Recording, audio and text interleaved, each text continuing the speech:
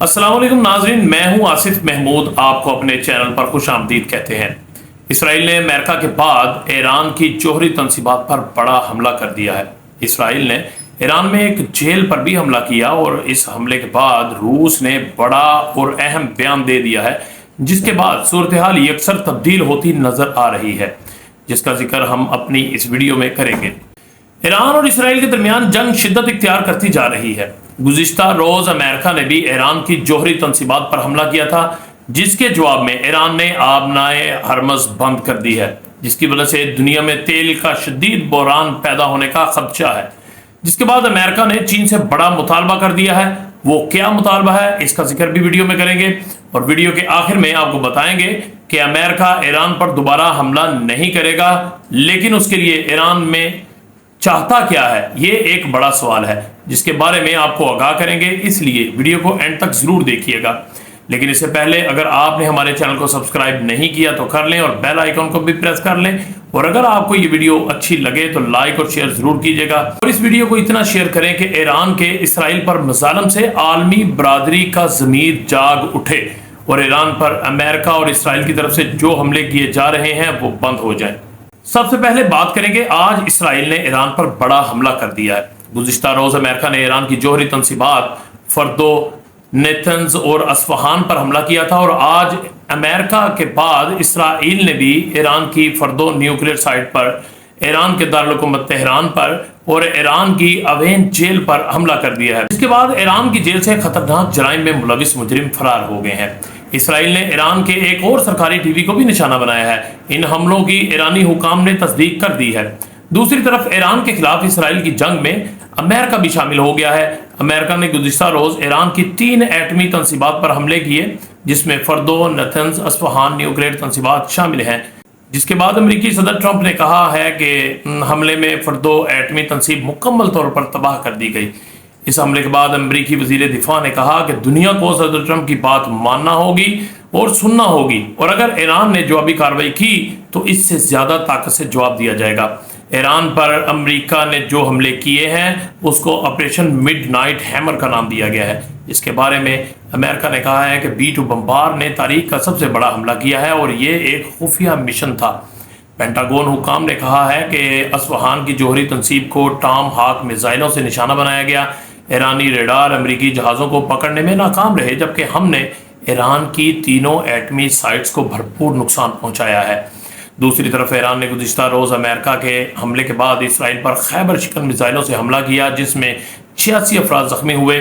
حملے کے فوراً بعد اسرائیلی فضائی دفاعی نظام فعال کر دیا گیا اور شہریوں کو بنکرز میں جانے کی ہدایت کر دی گئی، یعنی کہ آپ چھپ جاؤ۔ اسرائیل کا دفاعی نظام ایرانی میزائل روکنے میں ناکام رہا ہے۔ پاسداران انقلاب کا کہنا ہے کہ اسرائیل پر حملوں میں 3rd جنریشن خیبر شکن میزائلوں کا استعمال کیا گیا ہے۔ یہ میزائل مہلک ترین اور ہدف تک پہنچنے کے لیے فضاؤں میں چکمہ دینے کی صلاحیت رکھتا ہے۔ حملے میں میزائل پہلے گرے اور سائرن بعد میں بجے۔ ابھی مزید خطرناک میزائل استعمال ہونا باقی ہیں۔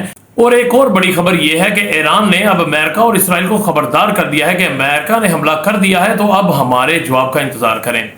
ہو سکتا ہے کہ ایران اسرائیل میں ہی ایٹمی دھماکے کر کے دنیا کی 7ویں ایٹمی قوت بن جائے۔ اس کا جواب آنے والے چند دنوں میں بھی مل سکتا ہے، لیکن اس وقت مشرق وسطیٰ کی صورتحال انتہائی خراب دکھائی دے رہی ہے، کیونکہ امریکہ بھی ایران کے خلاف اسرائیل کی جنگ میں کود پڑا ہے، جس کی پاکستان سمیت مختلف اسلامی ممالک نے شدید مذمت کی ہے۔ ایک اور بہت اہم چیز اس وقت سامنے آ رہی ہے کہ گزشتہ دنوں ٹرمپ نے خود کو نوبیل انعام دینے کا مطالبہ کیا تھا، جس کی پاکستان نے بھی حمایت اور سفارش کی تھی۔ اور کچھ دن قبل ہی فیلڈ مارشل عاصم منیر بھی امریکہ کا دورہ کر کے آئے ہیں، جنہوں نے امریکی صدر ٹرمپ سے ملاقات کی، جس میں ٹرمپ نے بھارت کے خلاف جنگ روکنے پر فیلڈ مارشل عاصم منیر کا شکریہ ادا کیا اور کہا عاصم منیر سے ملاقات ان کے لیے اعزاز ہے۔ جس کے بعد پاکستان کا امیج دنیا میں ایسا بلند ہوا اور بھارت میں صف ماتم بچھی رہی۔ لیکن اب چونکہ امریکہ نے ایران پر حملہ کر دیا ہے تو کیا پاکستان ٹرمپ کو نوبیل انعام دینے کی سفارش کا فیصلہ واپس لے گا؟ یہ بہت بڑا اہم سوالیہ نشان ہے۔ ایرانی وزیر خارجہ عباس اراغچی کی روسی صدر ولادیمیر پوٹن سے آج اہم ملاقات ہوئی ہے، جس میں انہوں نے ایرانی سپریم لیڈر آیت اللہ خامنئی کا پیغام روسی صدر کو پہنچایا ہے، جس میں ایرانی سپریم لیڈر نے روس سے 2 مور کا مطالبہ کیا ہے۔ روسی صدر ولادیمیر پوٹن نے کہا ہے کہ ایران پر حملہ بغیر کسی جواز کے کیا گیا. اس مشکل وقت میں ایرانی عوام کی مدد کے لیے تیار ہیں. اب اگر روس اس جنگ میں اسرائیل اور امریکہ کے خلاف کھڑا ہو گیا تو معاملات مزید سنگین ہو جائیں گے. ایرانی وزیر خارجہ نے روسی صدر کو کہا ہے کہ آپ طریق کی درست سمت میں کھڑے ہیں. دوسری طرف ایران نے امریکہ کے حملوں کے بعد آبنائے ہرمز بھی بند کر دی ہے. آبنائے ہرمز خلیج عمان اور خلیج فارس کے درمیان واقع ایک اہم سمندری گزرگاہ ہے. اس کے شمالی ساحلوں پر ایران اور جنوبی ساحلوں پر متحدہ عرب امارات اور عمان واقع ہے. یہ گزرگاہ کم از کم 21 میل چوڑی ہے. مشرق وسطیٰ میں اسرائیل ایران جنگ میں شدت آنے کے بعد زمینی صورتحال تبدیل ہو رہی ہے، جس کے باعث خام تیل کی قیمتوں میں بھی رد و بدل دیکھنے میں آ رہا ہے. آبنائے ہرمز سے سعودی عرب، متحدہ عرب امارات، کویت اور ایران سے یومیہ تقریباً 21 ملین بیرل تیل دیگر ممالک کو پہنچایا جاتا ہے، اور ان ممالک میں پاکستان، چین، جاپان، جنوبی کوریا، یورپ، شمالی امریکہ اور دنیا کے دیگر ممالک شامل ہیں. اس آبی گزرگاہ سے دنیا کو 20% تیل اور 30% گیس کی ترسیل ہوتی ہے. یہاں سے روزانہ تقریباً 90 اور سال بھر میں 33,000 بحری جہاز گزرتے ہیں. آبنائے ہرمز مشرق وسطیٰ کے خام تیل پیدا کرنے والے ممالک کو ایشیا، یورپ، شمالی امریکہ اور دیگر دنیا سے جوڑتی ہے. اس سمندری پٹی کے ایک طرف امریکہ کے اتحادی عرب ممالک اور دوسری طرف ایران ہے. ایران نے اس پٹی کو بند کرنے کا جو فیصلہ کیا ہے، جس کے بعد دنیا بھر میں تیل کا شدید بحران پیدا ہونے کا خدشہ ظاہر کیا جا رہا ہے. آبنائے ہرمز سے یومیہ تقریباً 21 ملین بیرل تیل دیگر ممالک کو پہنچایا جاتا ہے. دنیا میں سب سے زیادہ LNG برآمد کرنے والا ملک قطر بھی اپنی برآمدات کے لیے اسی گزرگاہ پر انحصار کرتا ہے. آبنائے ہرمز کے ایک طرف خلیج فارس اور دوسری طرف خلیج عمان ہے.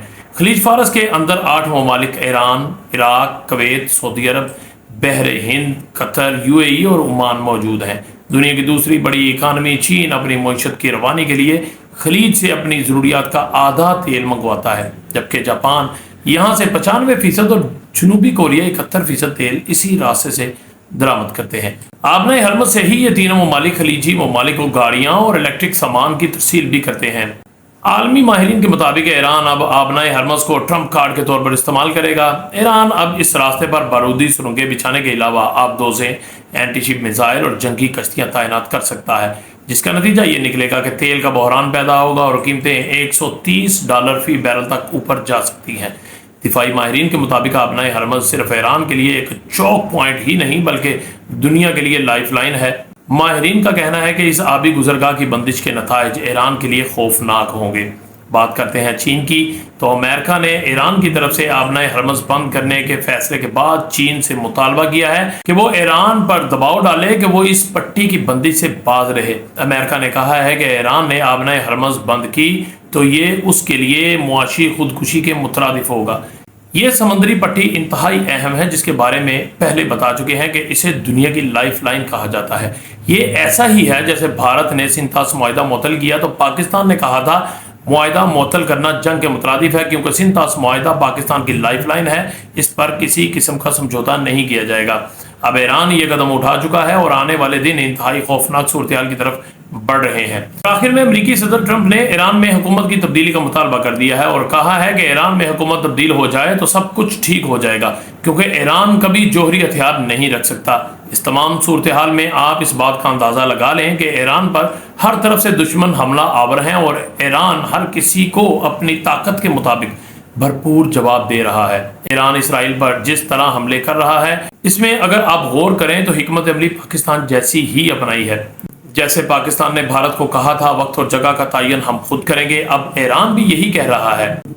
ایرانی میزائل اسرائیل میں اپنے اہداف پر بالکل ٹھیک نشانے پر لگ رہے ہیں. پاکستان نے سائبر حملوں کے ذریعے بھارتی دفاعی نظام کو مفلوج کیا اور ایران میں بھی کچھ اسی طرح کے سائبر حملے کر کے اسرائیل کا دفاعی نظام مفلوج کیا جا رہا ہے اور اس کے آئرن ڈوم سسٹم کو سمجھ نہیں آ رہی کہ ایران کی طرف سے فائر کیے جانے والے میزائل کو کیسے روکنا ہے.